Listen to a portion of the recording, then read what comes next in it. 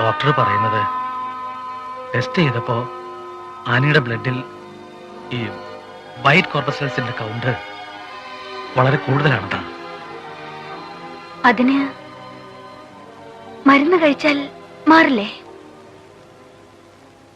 മരുന്ന് കഴിച്ചാൽ കുറച്ച് പഴകിപ്പോയത് കൊണ്ട്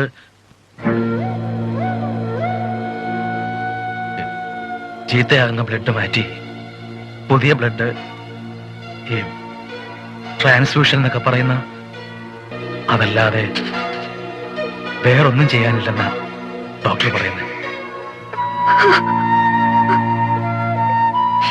എന്റെ കർത്താവേ, ആനി, തളർന്നു പോകരുത്.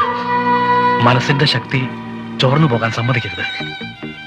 ആയുസ് നീട്ടിക്കിട്ടാൻ നമുക്ക് ദൈവത്തോട് പ്രാർത്ഥിക്കാം.